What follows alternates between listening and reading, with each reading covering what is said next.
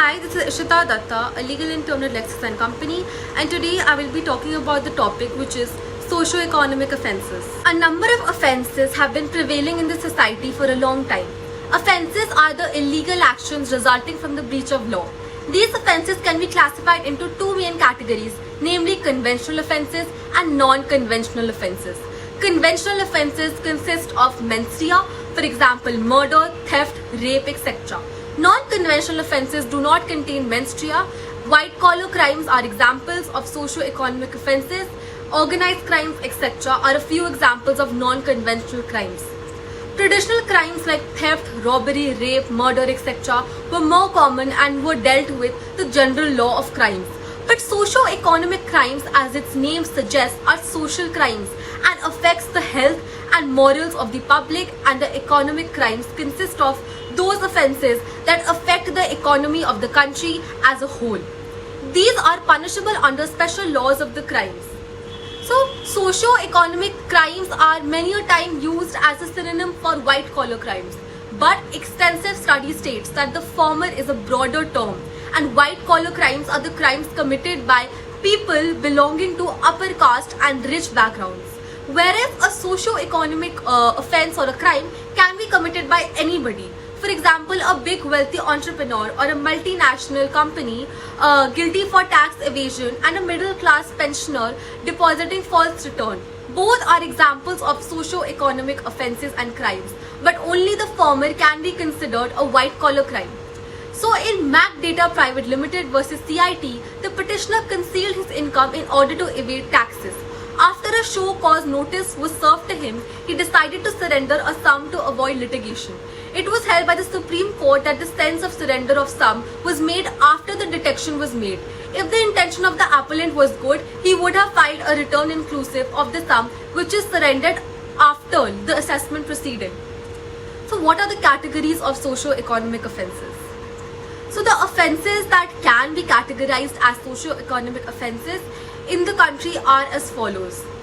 First is actions calculated and executed in order to obstruct or prevent the economic development of the country and also its economic health.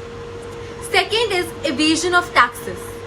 Third is misuse of position and power by the public servants, which is most likely to up as corruption. Fourth is all the offences that include breach of contract and delivery of good not up to the specifications as promised.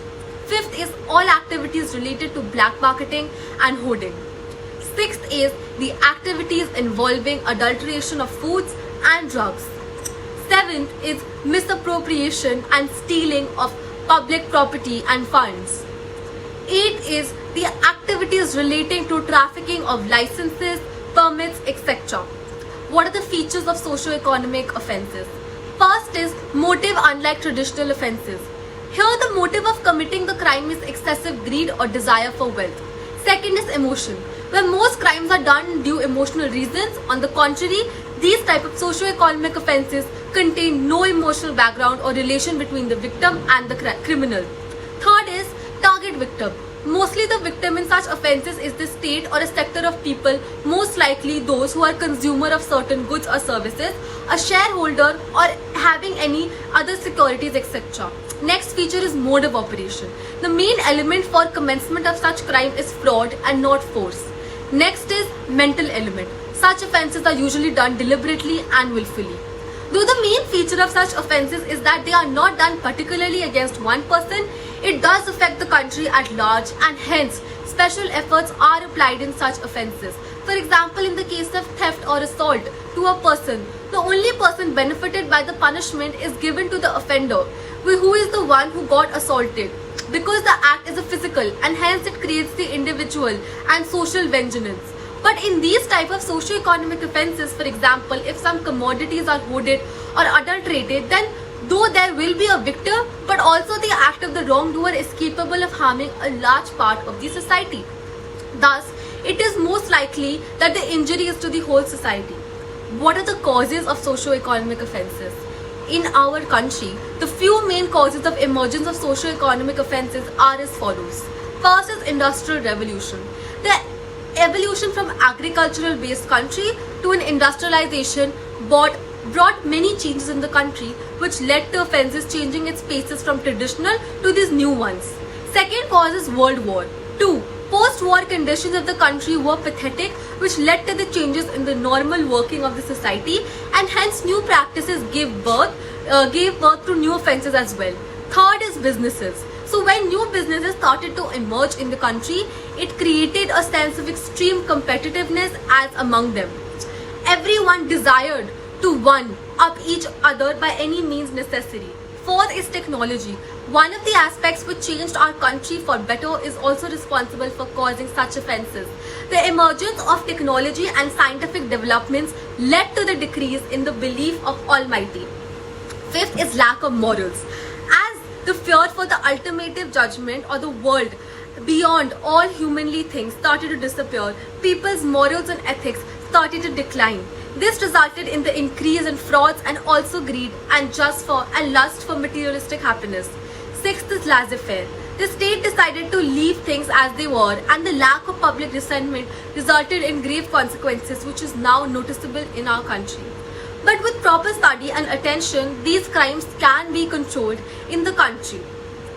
So what are the laws dealing with socio-economic offences? For punishing the criminals relating to socio-economic offences, a number of acts are framed. Also, these acts are established for keeping the regular activities of trade, contracts, etc. and could take place without or with at least number of malpractices. Some of these acts are the Drugs and Cosmetics Act 1940, the Prevention of Food Adulteration Act 1954, the Foreign Exchange Regulation Act 1947, the Wealth Tax Act 1957, the Income Tax Act 1961, the Essential Commodities Act 1955, the Customs Act 1962, and the Prevention of Corruption Act 1988. So what is the modern day scenario of these offences? The development from a rural country, mostly dependent on agriculture, to adopting a full-fledged industrial activities was quite a drastic change of pace for the country. With increasing technology and competitiveness, it resulted in an increase in the number of malpractices. It is not that malpractices did not exist, but in while the early ages, but the changes of nature of work and living led to new and even more advanced malpractices to emerge. Malpractices which were monotonous and simple now turns out to complex and advanced as per the changing time. Their examples can be unfair completion, breach in contracts, adulteration of food and drugs, etc. So people of the country have the mindset about offences that only the conventional offences are the ones that need to be eradicated. Crimes like murder, robbery, rape, etc. are examples of grave dangers for the society. But so are these non-conventional offences. Socio-economic offences that slowly feeds on the social and economic health of the whole country. In times of crisis or war, the way everyone unites in order to protect the territory of the country, the same way the whole society needs to unite against these offences and put off their massive effort to protect the health of economic and social structures. Such offences can be easily prevented. An illustration of socio-economic offences could be, for example, A is a seller. In his account books, he shows his sales lesser than they were actually, so that his income also becomes lesser than it actually is. By this, he is trying to pay lesser taxes. He is committing the crime of tax evasion. Second illustration could be P and Q work in the same company. While dealing with goods and resources, deliberately they mess with the data so that they can keep those goods dishonestly for their own use. Both of them are responsible for causing misappropriation of goods, which is a socio-economic offense. Thank you so much.